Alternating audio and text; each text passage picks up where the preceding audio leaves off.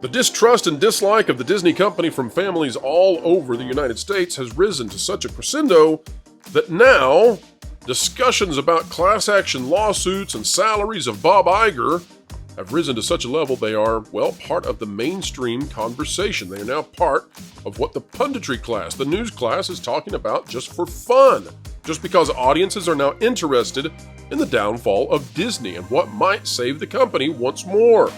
Today, we're analyzing one such major mainstream podcast, which says Bob Iger should be under a class action lawsuit potentially in the future.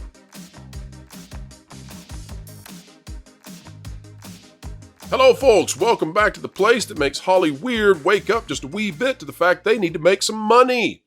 And today we're talking about a podcast where they seem to agree. We're talking about the PBD podcast. We're talking about Glenn Beck of The Blaze joining them. And though we're not a political channel in the least here, we try to shy away from politics every chance we can. When it intersects with entertainment, well, it really matters. We're very interested in the fact that now it seems like conservatives and moderates are largely at odds with Disney. And not only that, but they're becoming to such a degree at odds with Disney that they're paying close attention to Bob Iger, his salary, how much he's making, what's going on with the, what would be considered, I guess, in the weeds or the mundanity of the C-suite at Disney. It's all very interesting that this is now part of the cultural conversation. We thought we would take a look at how those conversations are going, analyze it, and give it to you in a way that perhaps you can see what's going on, not just the points being made, but also what's happening in our society. Let's join the panel right now. So let's go to the video now. This is out of Valuetainment, which is a massive YouTube channel. Valuetainment has been around for about a decade, 5.2 million subscribers. This video has 312,000 views alone. You know, I've had a couple of videos that have topped 200,000. I think that's a great day. And here they are topping 300,000 without a problem. But let's tune in now, and we're going to analyze each part of this for a few minutes and just see what we think about how is this being played out in the non-Disney arenas. So think about that for a minute, folks. We're examining what are people saying when they're not part of this following that we have, this audience that we have cultivated here, where you all know what has been going on with Disney. We talk about it every week. How well versed are people just in the mainstream? Let's find out, and we'll go to the panel in just a moment. Bob Iger's pay doubled in 2023 as Disney laid off 7,000 employees, released box office bombs back to back to back. Bob Iger saw his compensation more than double last year as the once great studio continues to struggle financially and creatively. Bob Iger earned $31.6 million in total comp for the fiscal year that ended in September, up from $15 million in 2022. His 2023 pay included a salary of $865,000, stock awards of $16.1 million, and $10 million in stock options awards, $2.1 million in performance-based compensation, $2.48 million in other pay. Iger's pay increase came as Disney experienced another bad year. Company laid off 7,000 employees worldwide and is planning an additional $2 billion in cuts. Disney streaming services have lost billions of dollars as the company splurges on content that is having a difficult time connecting with the audience. Tom, difficult. You hear. All right, so let's go now. Jonas, you cover this at length, and you've kept your eye on the financial side of this. I believe that is coming from Breitbart, and specifically it's coming from John Nolte, I believe. I'm not 100% sure. The article is. I don't know who wrote it, but that's definitely the Breitbart site. Jonas, is all of this, does this seem accurate? And are you all surprised that they are pulling out these sorts of numbers? I mean, you got to think Valuetainment is a YouTube channel that's political, but it has a vast audience. They're sitting there dissecting Disney like we've been doing now for the past 12 months. Are you surprised that this has hit that sort of kind of a zeitgeist? And of course, Patrick Bet-David, he's had a great presence online for a very long time, and generally speaking, he tells it like it is, and not in that I'm going to just come in here and say something offensive. Kind of tells it like it is. He's very much like this is what it looks like is going on right now. And he has a variety of guests that I think he tries to get them from across the political spectrum. But lately, if you want to know the truth, well, I'm not going to go that far, but you can guess. He's having a hard time finding folks from a particular political persuasion to continue coming on. I Like know. said, Where is the wig party? the wigs have gone. Spencer, in terms Yes. of the just average Joe and Jane on the street, starting to look like they're in tune, that they're awakening, not woke, but awakening to the place that Disney is. And average folks are beginning to blame Bob Iger. Do you think that this has hit the mainstream now? When you talk to just people who are unplugged from the pop culture, do you Right. get a sense they understand this? So before I get into that, I want to just make a note that I did not know you could trade live otters for merchandise in this country. And I'm just saying that 'cause Clearly, and for Shrew Bucks as well, yes. But to the actual question, yes, I actually do think people are waking up to this in large parts because not only has Disney's like box office performance like failures just been so obvious and out there, like you can't turn a corner without at least somebody going, "Ugh, another failure for Disney. Oh, that wasn't good for Disney," so on and so forth. And then I saw somebody in the chat said it. Gridley in the chat brought this up, said they said bad enough that South Park's Panderverse didn't shake up enough people. I actually disagree with that read. I think it did shake up a lot of people. I see a lot of people now know who Kathleen Kennedy is. They know for lack of a better metric for cultural absorption, the meme of put a chick in it, make her gay, make it lame, right? That is, I see it everywhere now. It is probably the most used meme among just general audiences. Like I definitely, people do know, and it's to the point where Disney is no longer that sort of trustworthy brand, and not trustworthy in the sense of like what they're promoting and their messaging, but quality. I think audiences realize nowadays that if you see Disney, it's no longer like oh yeah, we'll go see it, it'll probably be a good time, or oh yeah, it'll be a good new ride or whatever. Now everybody is waiting with bated breath to see what's actually happening, and that's a disaster for them. Truly a disaster. Let's keep playing. Story like this.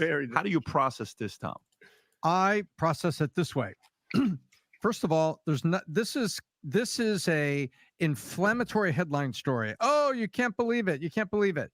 The only thing that we have to remember on this is Bob Iger was desperately sought to come back, and this is an employment contract that has these things in it on how they're going to pay him. What part of it was performance based? Of the 31.6, 2.1 million?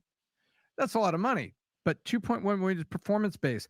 I'd be willing to bet that everything that we've seen here, we know the base salary is in there, and we know where the stock awards are. So basically, this was, I think, in the contract that he signed when they said, Bob, please come back. We need you for 36 months. Yeah, man. so it's not based on what he did this year. Or is it just the comp said you're second, you're going to make XYZ amount of money? Jonas, I want to go to you simply because I think you're privy to some of this information. When it comes to Bob Iger's overall salary, does it do you think that it's a sign that the company has dramatically underperformed, that such a small percentage of his overall salary is coming from performance-based? In other words, if Disney has performed better during his new tenure, wouldn't his percentage increase dramatically? And wouldn't he be paid higher? If the stock price went up, his pay would increase. That's if you look at their proxy statements, they brag about the fact that his pay is a measly $2 million salary or something like that. And I don't know the number off the top of my head, but it's something in the low millions. Must be nice. Pocket change. And then everything else is tied up in at-risk compensation. So stock and performance-based stuff and bonuses. And incoming and deliveries of Temu flowers. We know that. Right. So this is... by the way, if you ever hear that a high-level executive is going to be giving up some percentage of their salary because of budget cuts, that's usually where they're hiding the headline there, because that's not how they're paid. So, this sounds accurate to me that the company has not met the metrics that it's supposed to hit, despite the fact that Disney says everything's fine, ignore that fire, everything's fine. They've been doing that. Fletch, did you ever think you'd see a day when entertainment and what would you say, analysis radio would be tuning in to Bob Iger's percentages of success, because Disney has fallen so far that now that is of interest to the mainstream audience out there? No, but you know what? It gives, I guess us YouTubers uh, a it really kind of like a wake up call inside of the mainstream media because you pro Jonas, Tom, Valiant, Bound in the Comics, you guys been like massively just pushing a narrative showing the facade is broken. Fletch, I think there are places in this where it seems to me that at least one of the guests has been watching Valiant Renegade. And I mean that honestly. No, honestly, yes, definitely been watching, and you pro, you've been everywhere on this, and a lot of people, because a lot of the hate that you get on Twitter, I've been seeing some of it.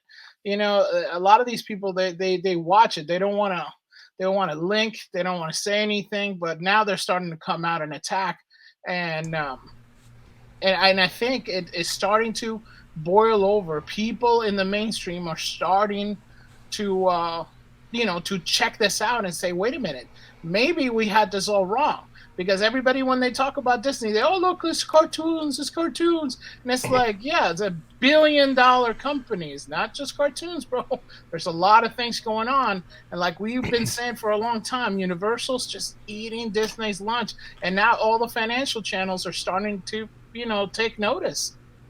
Truly, and for the haters out there, it really doesn't bother me. I take all the hate and the resentment, and I just pour it in my coffee in the morning. Makes it nice and warm.